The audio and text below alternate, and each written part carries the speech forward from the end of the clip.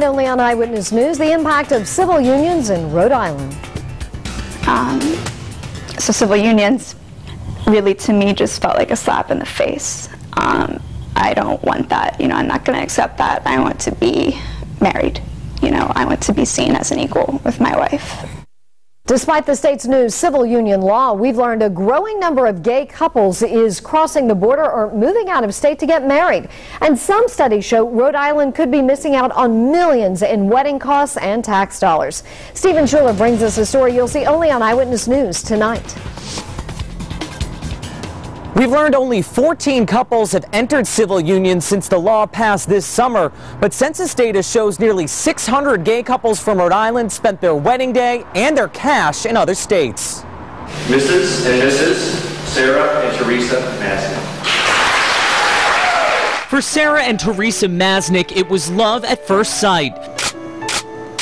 The URI and Roger Williams grads met in Providence, where they lived together for 4 years. That's where we met, and that's where we fell in love. It's where we had our first date on Federal Hill. Well, let's hear it for our guests of honor. But when it came to planning their wedding and their new life together, the couple faced a tough choice. We looked at each other and we said, why do we want to spend almost $50,000 and give it to a state that doesn't acknowledge us? The pair dreamed of a Rhode Island beach wedding. Instead, they decided to tie the knot in Massachusetts and then move there. We've learned they're not the only ones. We spent a lot of money out of state just so we could get married. According to the Massachusetts Department of Health, about 250 same-sex couples from Rhode Island were married in the Bay State between 2004 and 2008.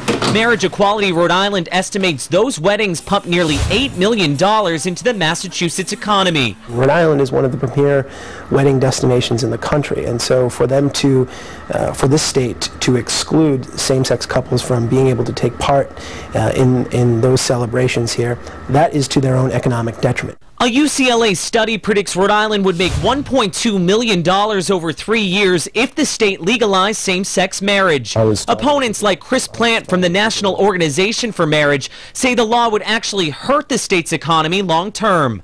Gay marriage, redefining marriage, is not the solution to our economic problems. The solution to our economic problems is fixing the family. Scream to support marriage equality now! Supporters of marriage equality say the state's civil union law is pushing more and more same-sex couples to leave Rhode Island.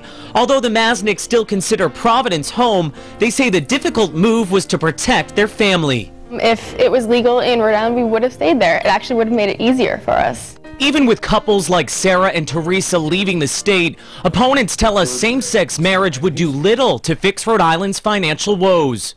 The economic argument looks good in our strapped times, but if you take a long view of it, it's not the answer.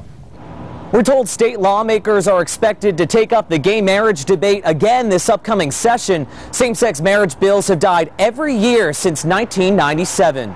I'm Stephen Schuler, Eyewitness News. There's much more coverage of this issue on WPRI.com. You'll find the UCLA study that breaks down the financial impact that same-sex marriage would have in Rhode Island. Plus, you can read the state's civil union law for yourself. You'll find more of our in-depth coverage of the civil unions debate as well. It's all online right now at WPRI.com.